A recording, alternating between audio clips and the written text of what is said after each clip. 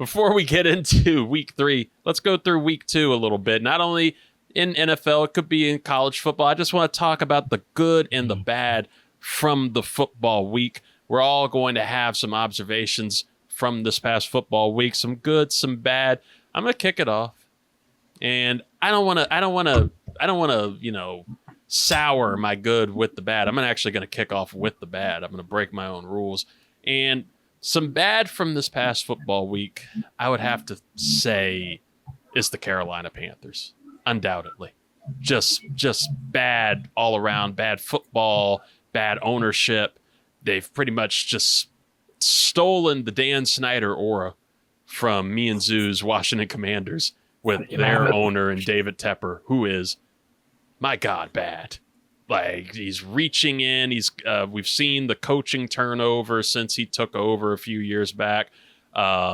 His reach into trying to demand different depth chart positional moves, trying to reach in with GM duties. He can't keep anybody around for it. The latest case here is just the absolute botch job of their trade to get their number 1 overall pick last year in Bryce Young, Heisman winner from Alabama. It's been just a season and 2 games, and the young quarterback is already benched. He has just heard good reports about him in the new coach's system and Dave Canales' system, but that was the preseason. That was training camp. Once it got to the regular season, something broke. Some switch turned, and Bryce has just been awful, to say the least. Has not looked well. First game, you can chalk it up maybe to Russ. Saints beat the hell out of them. Turnovers aplenty. But you get to week 2, they take on the Chargers. Same thing is going. And it gets to the point where you can't shit on him. I have to feel bad for him, like truly bad for him, because he throws an interception and the dude is damn near in tears. Like, he is just about to cry right there on the field from this confidence completely shaken and broken. You don't know what to do with that at that point. And it's just so terrible to see promising, young, talented quarterbacks go to teams like this. We've seen it with the Browns for years and years and years, and just watch them get broken by bad organizations and bad decisions and bad talent around them. Who knows if Bryce will recover from this? Panthers are saying they're not going to trade him, but I hope he can get out of there at some point and work his way back into whatever potential that he had. Seems like a good kid. That's the bad for me. It's really, really bad. But the good, the good is good. The good is great. The good is my guy Maxx Crosby from the Las Vegas Raiders. My God, Maxx Crosby is great. I salivated over this dude all of last season. This dude was a monster. He is a game wrecker. He plays like a rabid dog. He's a feral beast out there on the field, just abusing O-linemen, and we saw it this week in the Raiders' upset win over the Baltimore Ravens. Drops the Ravens to 0-2. That's wild. The Raiders, though, 1-1. Scott, they're in that perennial universe that they always are. Are they for real? I don't know. Maxx Crosby is, though. Maxx Crosby's the real deal. He is the shit. And Minshew Mania leading in yards right now, too. I mean, how can you not have fun?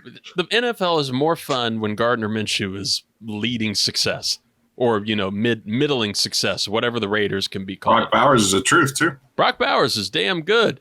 And now this also brings up the John Gruden stuff. Just a little segue. I found out John Gruden has a YouTube page. It's very interesting. He's also grown a fupa.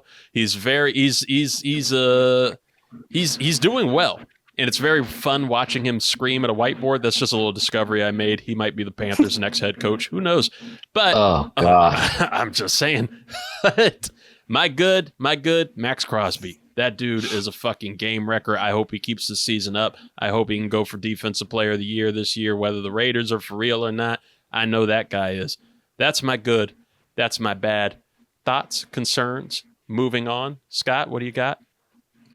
I'm gonna take a page out of your book, and I'm also gonna start with the bad, because just like when you're trying to enjoy a meal, sometimes you just have to eat those vegetables first before you get to the good parts. And one of the other obvious bads for this past week is what's happening in Miami with Tua Tagovailoa with another concussion. I believe they're looking towards third-year quarterback Skylar Thomas right now. I believe they're still going to try to bring somebody else in. I don't see them with like a Ryan Tannehill, which I know me and you, Reid, kind of talked offline about maybe getting him to come in, or Jimmy Garoppolo. There's reports that your boy Cam was down there at Miami Dolphins practice. Who knows what's going to happen with that?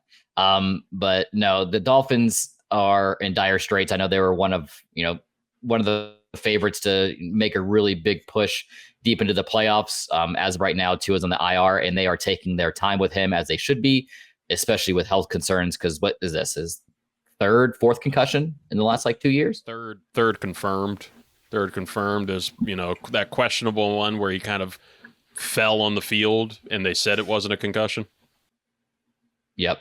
So yeah, that's kind of the obvious bad. But the other obvious good is Baker Mayfield. Could this be his career best season at this point? I mean, right now he has 5 passing touchdowns. He got a rushing touchdown on the ground last week as well in that upset victory traveling up north to Detroit. And it wasn't like he had a clean game. I mean, he was sacked 5 times. Aiden Hutchinson played exceptionally well, putting pressure on Baker Mayfield. But also, Chris Godwin amassed 200 yards receiving, 2 touchdowns through the first 2 games. I am very impressed with what I'm seeing out of Baker Mayfield down there in Tampa, especially with their woes on defense, with all their injuries, concerns.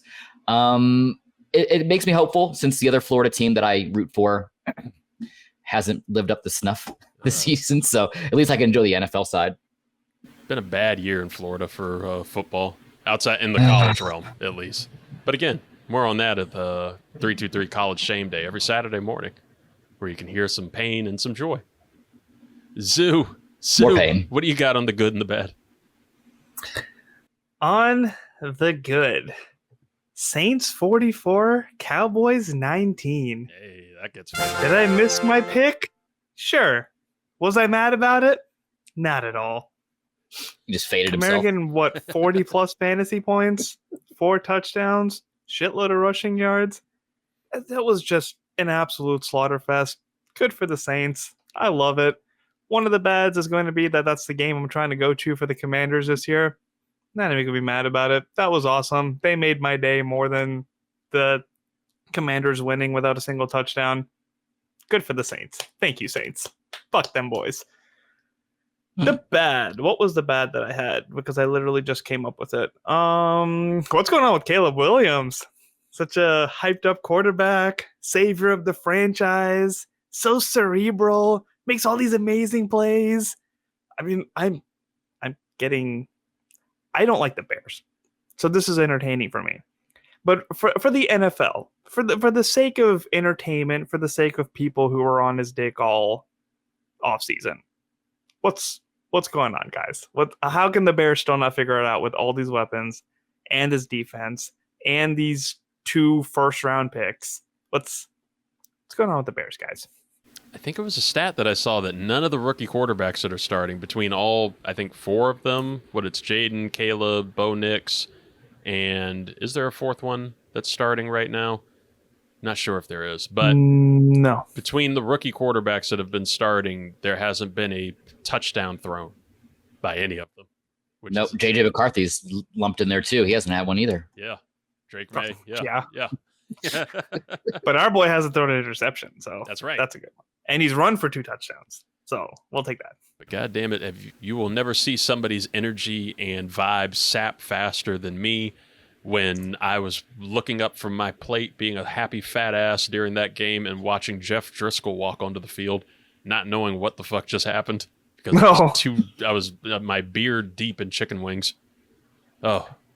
Dude, you should have seen me jump off the couch screaming when we made that last field goal. I was so happy. I'm surprised that wasn't your good. The Austin Seibert going 7 for 7 on field goals a week after we cut a kicker who couldn't do it. It was shit. Great, but it was nerve-wracking for me, to win just off of. It's always the freaking Giants, man. Something always goes wrong. Something that just makes the game super wonky.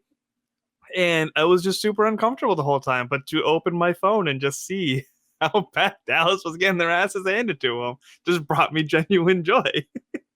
Oh my goodness. I need to see this offense pick it up a little bit. I'm seeing improvements every week.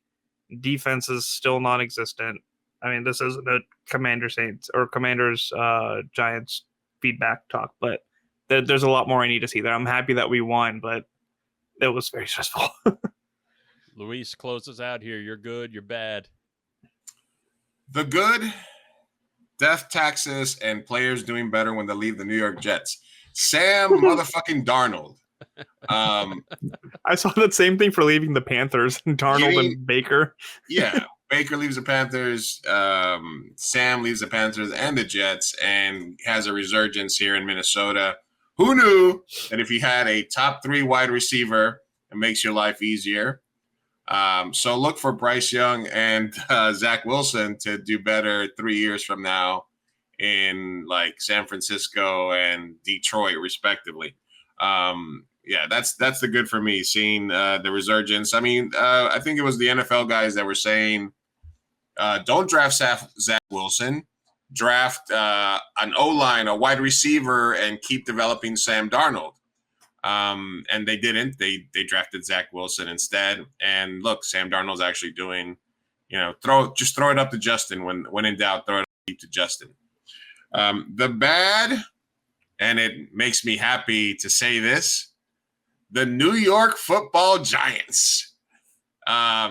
It's going to come down to the wire what team is more disastrous this year. The Panthers, the Giants. I don't know who else is in there in the running for the top pick in the draft, but the New York Giants were a debacle. They were exposed as a bullshit, crappy organization in Hard Knocks. They get to see Saquon Barkley, even though he dropped that pass last week, ball the fuck out for the Eagles. They gave Danny Dimes all that money, 56. Bryce Young got benched after 18 starts. Daniel Jones is on start 56, and they keep throwing him out there. The only good thing is Malik Neighbors happening on the Giants right now. So that's it's bad, but it feels so good. Oh my god! I've seen Giants fans saying that they should trade for Bryce Young. I don't hate it yet. That could work. We talk about the Giants and we talk about the Cowboys getting, just sacked there against the Saints. And I do want to bring up the Saints later during Ricks versus Gricks. But my God, the Eagles. The Eagles lost on Monday night in just surprising fashion that I was in the middle of a fantasy matchup against Zoo. Actually, I turned off the game because I was stressing out. I did not want to see like the last 8 minutes of that game and watch Jalen Hurts and Kyle Pitts defeat me. They thankfully didn't. But the Eagles waking up and seeing what happened to them was fantastic. And then hearing the reports that Jalen Hurts was the one who spoke to the team after the game. He's the one that gave the post-game speech. The coaches didn't say anything. They let the players run the team.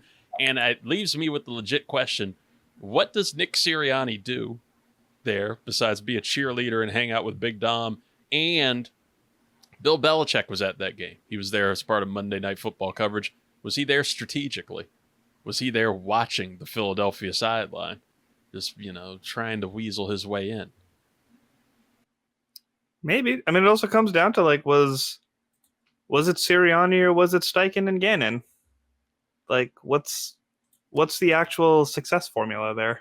I mean, the magic has been kind of lost since those two left. And, I mean, we've at least seen it with Arizona. I think Arizona has a lot of potential there with Gannon. Colts are wishy-washy with Steichen, but the Colts are always kind of wishy-washy. Sirianni just comes off to me as a glorified cheerleader. He's a glorified cheerleader at this level. And we've thought he was a joke since he started. That was the very beginning of the show, was the tribute to Philly with Nick Sirianni's rambling speech. The first part of being smart is knowing what to do. We're gonna have systems in place that are easier to learn. All right, complicated to the defense or offense that they're going against, or the special teams group they're going against, but easy for us to learn. Because when we can when we can learn our system and we can get good at our system, then our talent can take over. Less thinking equals talent take over, but we need to have systems in place, and we will have systems in place to do so. It aged poorly after that, but it's starting to, as things do in sports, the circle, it's starting to form. It's starting to complete. Curious to see how that goes.